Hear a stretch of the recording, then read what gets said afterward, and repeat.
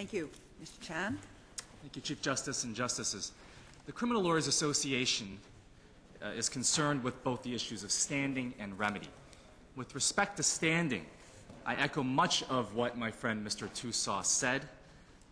I wish to add an additional case for your consideration, and that's the case of wholesale travel, in which corporations, of course, were allowed to assert the Section 7 rights of individuals in challenge to an unconstitutional law under which they were charged, even though there can never be any connection between the accused corporations and the Section 7 rights asserted, because corporations cannot enjoy the right to life, liberty, and security of the person.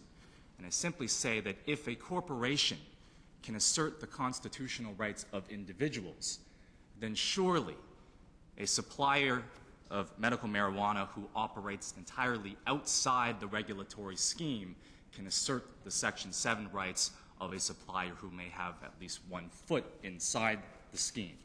The only connection required under Big M Drug Mart is that the accused be charged under the impugned law.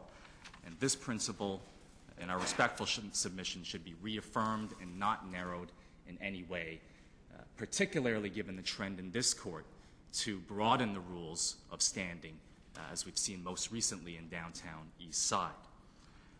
Second point I wish to make to standing, and this goes to the question, Justice Cromwell, you asked, as to whether my friend from the Crown's complaint is really more about remedy, and we say that it is. An accused has standing to challenge the constitutionality of a law under which he's charged, because if he can obtain a declaration of invalidity, then that would operate as a complete defense to the charge. It would remove the basis for the prosecution. Now, just because an accused may not ultimately succeed in obtaining his desired remedy, for example, if the court ultimately decides to read the legislation down in a way that still sustains its applicability to the accused, doesn't mean that the accused should never have been granted standing in the first place. In our submission, to allow speculation as to what the ultimate remedy might be, to dictate the terms of standing, would be to put the cart before the horse. And this exact point was dealt with by Chief Justice Lemaire in his concurring opinion in the case of Ontario and Canadian Pacific Limited, 1995, in which Chief Justice Lemaire said, the fact that an accused is standing to challenge a law does not inevitably mean that he or she will benefit from a finding that the law is unconstitutional. Standing just gets your foot in the door so that you can make your arguments. It does not guarantee success.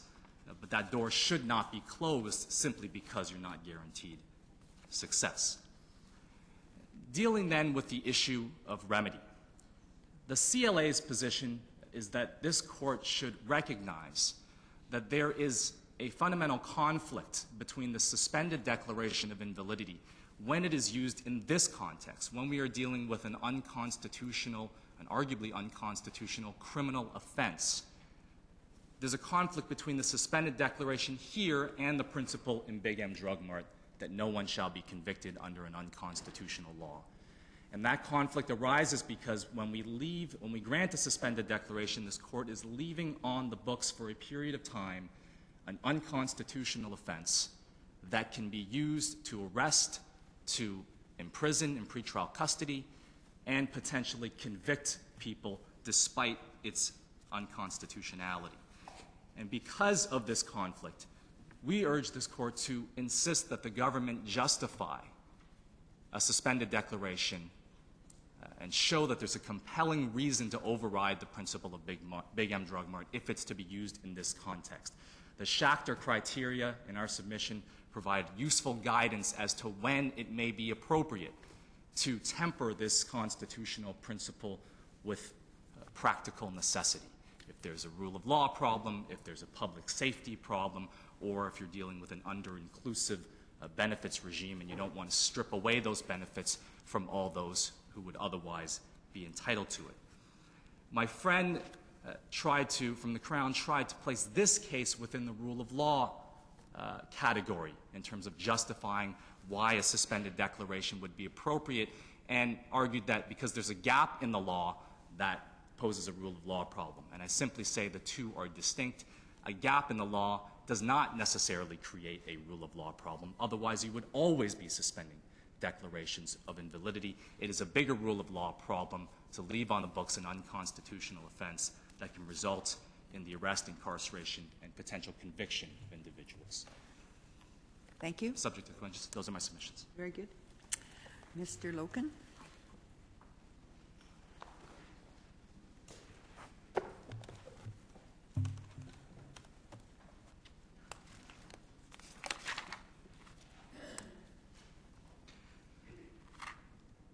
Thank you, Chief Justice and Justices of the Court. On behalf of the CCLA, I will address three brief points arising from the Section 7 analysis. First, the liberty interest is engaged by the threat of imprisonment, and this is enough on the Court's principles and case law to shift the analysis to the principles of fundamental justice stage. There does not need to be a further showing that patients' liberty or security of the person interests are engaged by interference with fundamental personal health choices, although that appears to have been made out on the findings of the case.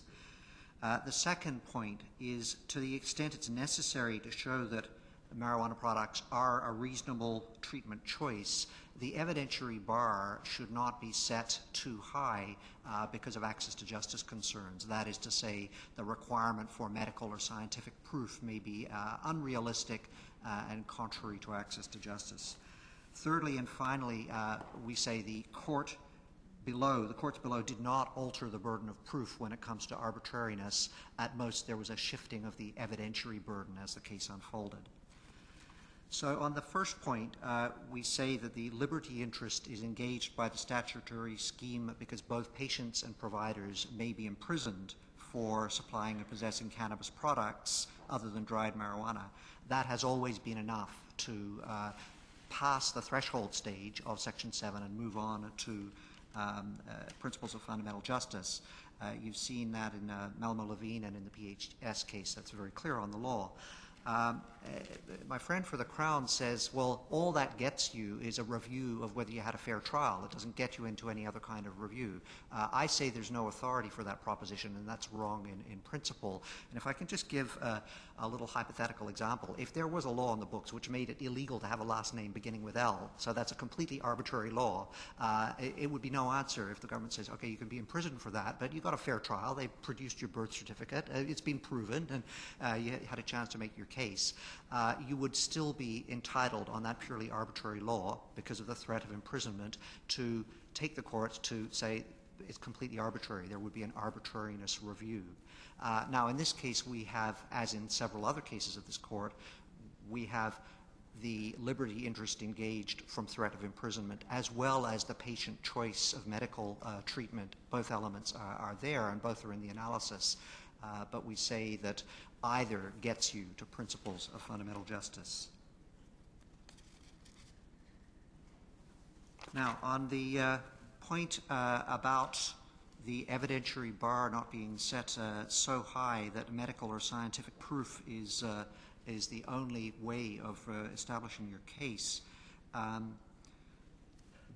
we would say the courts below found that the derivative products were reasonably required through the use of patient testimony and expert evidence on a process of what the Ontario Court of Appeal has described as ordinary fact-finding. Unless those findings of fact are palpable or overriding error, there's no basis to say that that doesn't meet the standards that have been set. And if you were to go on and say, well, wait for, you need to have medical professionals testify or physicians testify, and you need also to have scientific studies, that's going to render illusory the scope of the medical exemptions that has been developed in the case law. That would be an unduly credentialist approach with serious implications for access to justice. On my final point, we disagree that the courts below reversed the onus of proof in the analysis of arbitrariness. The appellant complains that the trial judge and Court of Appeal made some comments about how they would have expected to see some evidence in certain areas, such as the alleged difficulties in estimating quantities of THC and derivative products as opposed to dried marijuana. With respect, that was simply a practical, what judges do in practical circumstances, and it's a shifting of the evidentiary, not the legal burden. What the respondent did was to bring arbitrariness in play with evidence that derivative marijuana products are more effective for some patients and some conditions. That raised the question of why it is that they should be prohibited under the statutory scheme. As a practical matter, the appellant then found itself in a position where it would be advisable to provide some support for the claims that are made about why this is necessary, but that was not a shifting of the legal burden, it was only a shifting of the evidentiary burden. And subject to any questions, those are my submissions. I do want to simply add that the CCLA regards the questions of standing and remedy as very important questions, and we adopt the submissions of the CLA on those points. Thank you. Thank you.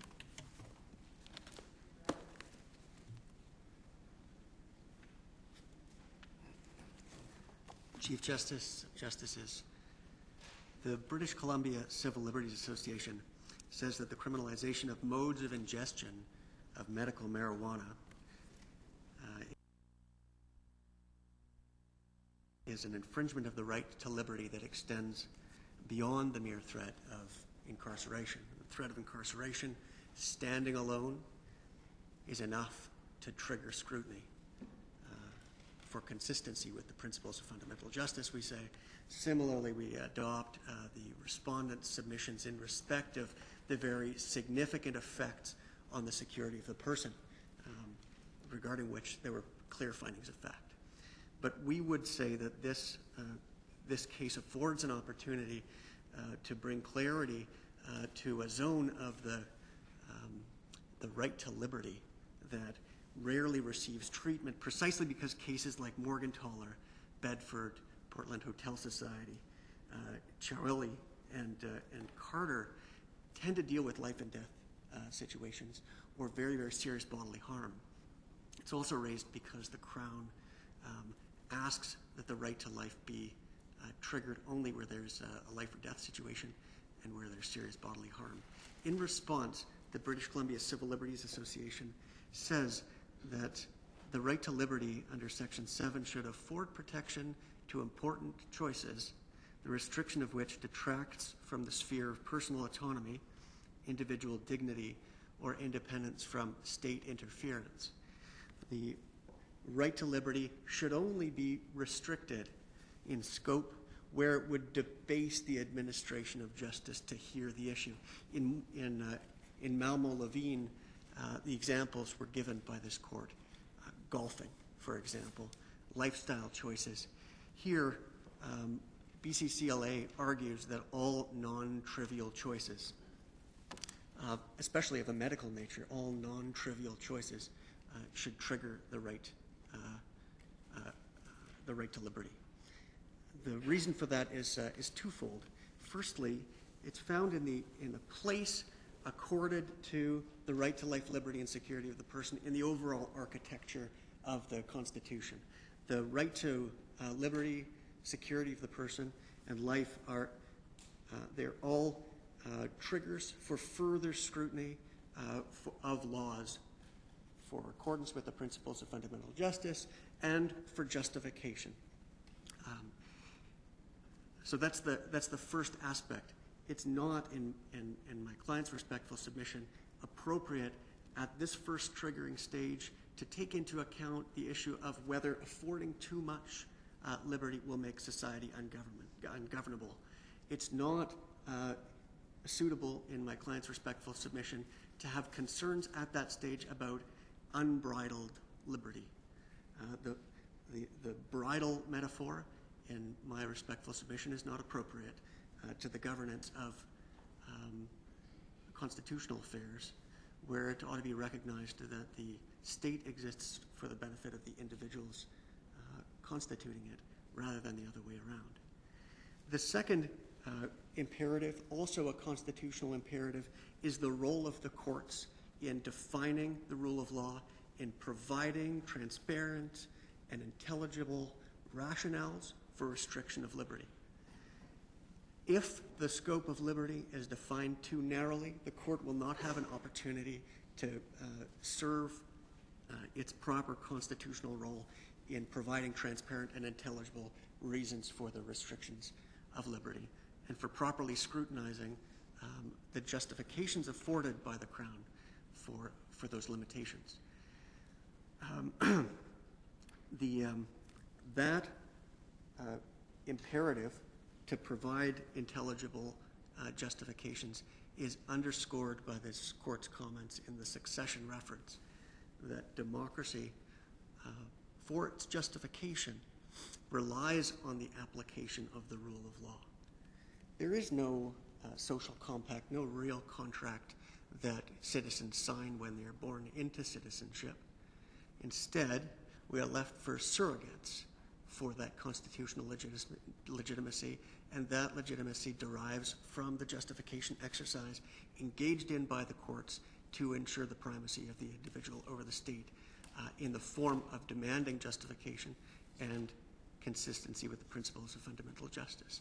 And that brings my time to an end. Thank you very much. Thank you. Reply.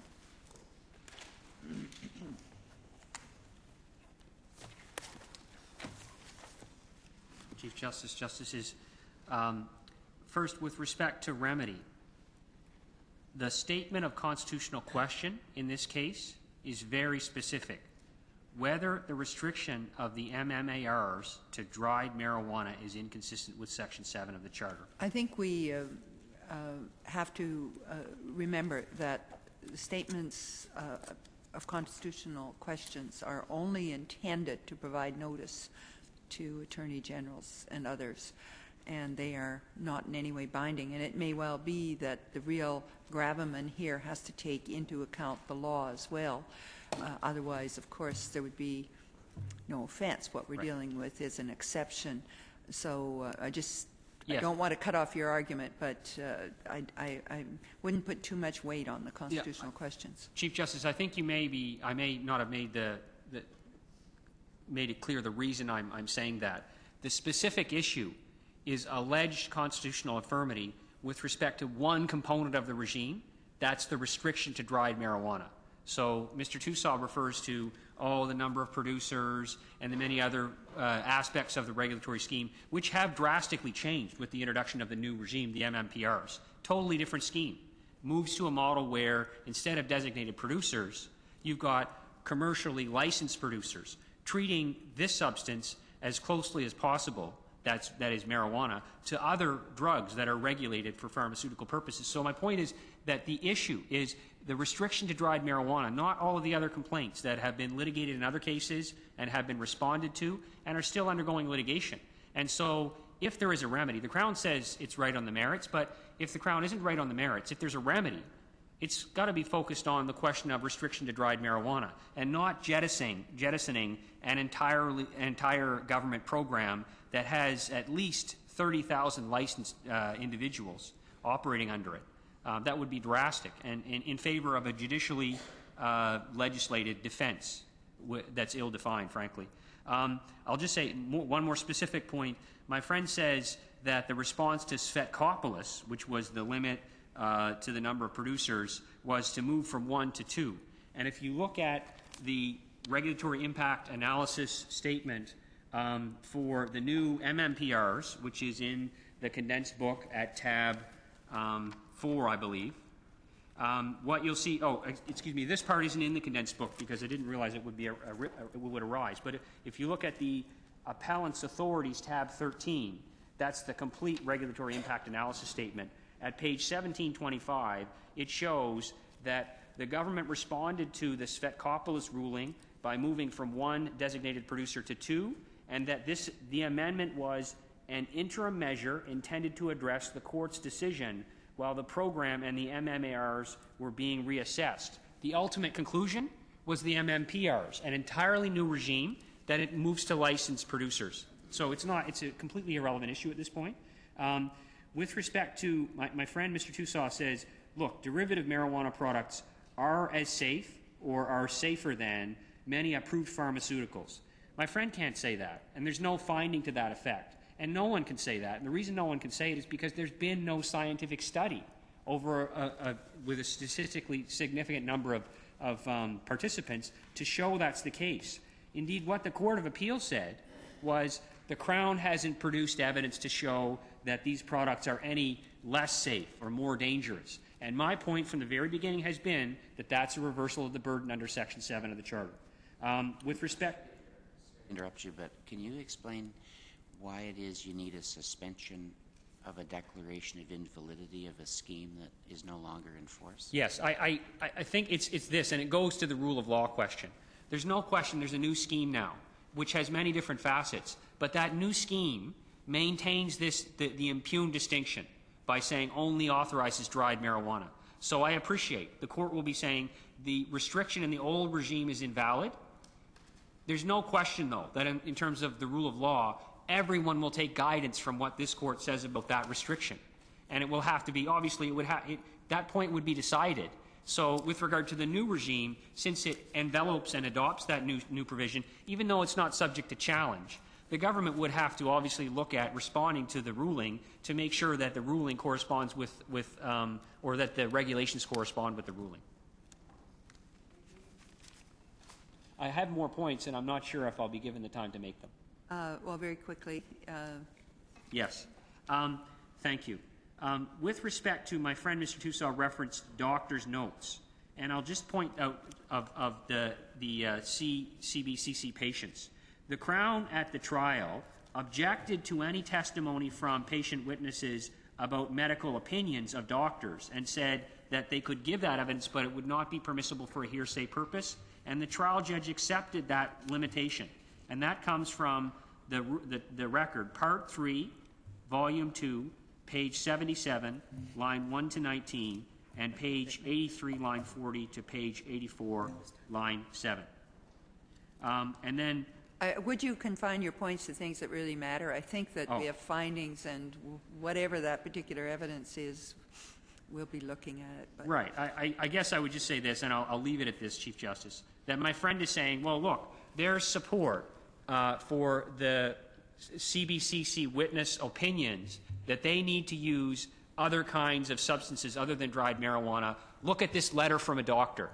That's a hearsay letter, and the Crown made it clear on the record that the witnesses could testify about their dealings with their doctors, but any medical opinions through those witnesses would be hearsay, and the trial judge accepted that limitation. Thank you. Thank you. Court will reserve its decision. We thank all counsel. We're adjourned.